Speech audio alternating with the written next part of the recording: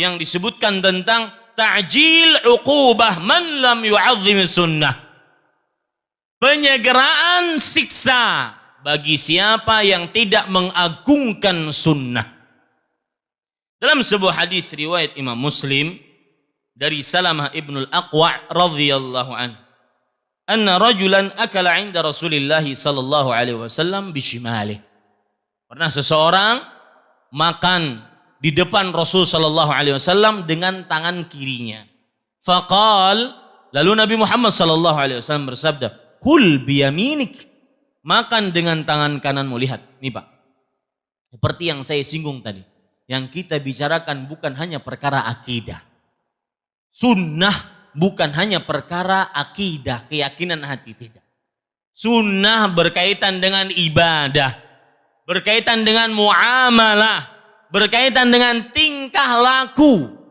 Lihat, ini makan, perkara yang berkaitan dengan apa? Tingkah laku.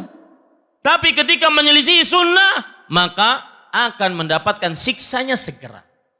Lihat, Rasul sallallahu alaihi wasallam bersabda, "Qul biyamini." Makan dengan tangan kanan, makanlah dengan tangan kanan. Dan sedikit menyimpang tentang hukum makan dengan tangan kanan, hukumnya wajib karena perintah. Dan al-aslu fil amri lil wujub. Asal hukum perintah menunjukkan kepada kewajiban. Qala la astati'. Aku tidak akan mampu. Dia mengatakan seperti ini karena dia sombong. Dia congkak dengan perintah Rasul sallallahu alaihi wasallam tersebut. Maka Nabi Muhammad sallallahu alaihi wasallam bersabda, "Lastata'ta ma mana'ahu illa al-kibru." Kamu tidak akan pernah bisa. Artinya tidak akan pernah bisa menyuapkan makanan ke dalam mulutmu. Tidak ada yang menahan dia dari makan tersebut dengan tangan kanan kecuali karena kesombongan. Dan di sini terdapat pelajaran menarik.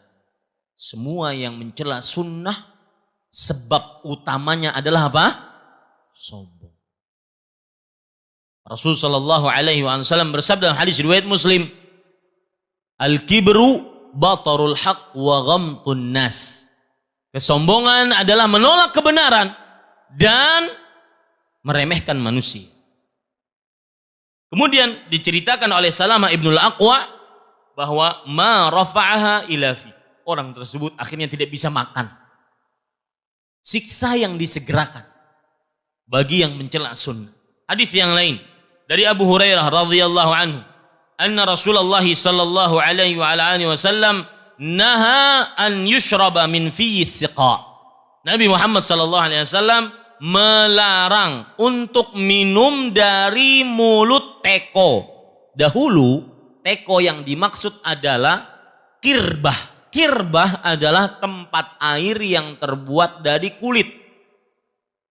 Ya, Nabi Muhammad sallallahu alaihi wasallam melarang meminum itu langsung dari mulut kirbah tadi. Mulut teko yang terbuat dari kulit tadi. Kenapa? Karena kulit tidak terlihat, tidak memperlihatkan air yang ada di dalamnya.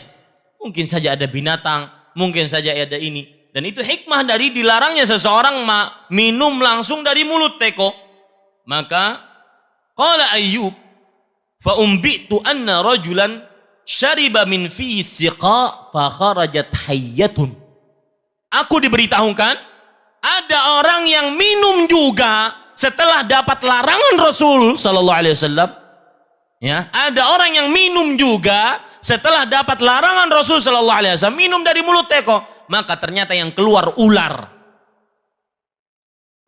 Cerita yang lain lagi. Di dalam hadis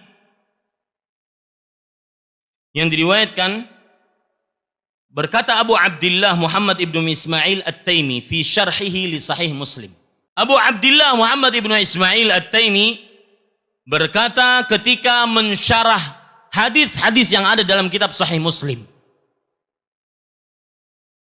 Qara'tu fi ba'dil hikayat. Aku membaca di dalam buku-buku hikayat, cerita. Anna ba'dal mubtadi'ah hina sami'a qawlan Nabi sallallahu alaihi wasallam. Ketika mereka mendengar sabda Rasul sallallahu alaihi wasallam, idza stayqadha ahadukum min naumih fala yaghmis yadahu fil ina'i hatta yaghsilaha fa innahu la yadri aina batat yadu. Jika salah seorang dari kalian bangun tidur, maka janganlah dia memasukkan tangannya langsung ke dalam bejana, ke dalam ember sampai dia mencucinya. Sesungguhnya dia tidak mengetahui di manakah tangan tersebut tadi malam bermalam. Entah di belakang, di depan, samping kanan, samping kiri, nggak tahu megang apaan. Hadis Rasul. Sebelum kita memasukkan tangan kita, basuhlah tangan kita dahulu. Kemudian orang tersebut yang ahli bid'ah ini, dia mengatakan, ana adri aina batat yadi, batat fil firash. Aku tahu di manakah tanganku berada tadi malam. Padahal Rasul SAW mengatakan apa? Fa innahu la yadri aina batat yaduh. Dia tidak mengetahui di manakah tangannya berada. Tidak mengetahui dia. Orang ini malah mengatakan, aku mengetahui. Ya, bukankah ini menentang sunnah Rasul SAW? Tanganku berada di atas kasur. Fa asbaha wa qad adkhala yadahu fi duburihi ila dhira'ih. Ternyata di waktu pagi tangannya setengah sampai siku telah masuk ke dalam duburnya, ke dalam pantatnya. Lihat, sunnah yang dicela, pencelanya akan disegerakan oleh Rasul oleh Allah Subhanahu wa taala siksanya. Qala An-Nawawi, Imam An-Nawawi rahimahullah mengomentari ayat cerita ini. Qala al-Hafidh Abdul Hafidh isnadu hadhihi al-hikayah kal wajdi ay kara'il ain lianna ruwataha a'lamu a'immah. Cerita tadi, kalau seandainya ada yang meragukan, Imam Nawawi mengatakan sanad dari cerita tadi adalah seperti mata yang membelalak. Kalau bahasa kita, seperti matahari di siang bolong. Karena para perawinya seluruhnya adalah para imam. Sahih riwayatnya. Lihat bagaimana buruknya, celakanya pencela sunnah Nabi Muhammad sallallahu alaihi wa alihi wasallam. Lihat lagi. Sebuah riwayat yang disebutkan oleh Imam Az-Zahabi. Qala al-Qadhi Abu Tayyib. Al-Qadhi Abu Tayyib rahimahullah. Kunna fi majlisin bi Jami'il Mansur. Kami di sebuah majlis di masjid yang bernama Jami' Mansur. Faja'a syabun Khurasani. Datang seorang pemuda berasal dari Khurasan. Fasa'ala an mas'alatil musarrat. Dia bertanya tentang masalah musarrat. Musarrat adalah masalah sapi diikat. Puting susunya dan tidak diperah sehingga sapi tersebut puting susunya kelihatan besar. Apa hukumnya dalam Islam? Maka fatalaba bid-dalil. Orang tersebut, pemuda ini meminta dalil. Hatta istadalla bi hadits Abi Hurairah al-warid fiha. Hatta istudilla, sampai disebutkan hadis Abu Hurairah radhiyallahu anhu yang terdapat di dalam masalah ini. Faqala wa kana Hanafiyan Abu Hurairah ghairu maqbulil hadits. Orang ini syab Khurasani bermadzhab Hanafi. Dan dijawab dengan hadis Abu Hurairah yang menguatkan pendapat mazhab Syafi'i. Maka orang ini mencela Abu Hurairah radhiyallahu anhu. Dia mengatakan, Abu Hurairah hadisnya enggak diterima. Mencela hadis Rasul, mencela para sahabat. Famastatamma kalamuhu hatta saqatat alaihi hayyatun 'azimah. Belum selesai dia ngomong, ya, atau pas habis selesai dia ngomong bahwa hadis Abu Hurairah tidak diterima, maka turun keluar dari atap masjid tersebut ular besar min saqfil jami', dari atap masjid tersebut. Fawathaban nasu min ajliha. Orang-orang semua terperanjat, bangun Wa haraba asyabu minha. Dan pemuda tadi lari. Wa hiya tatba'uhu.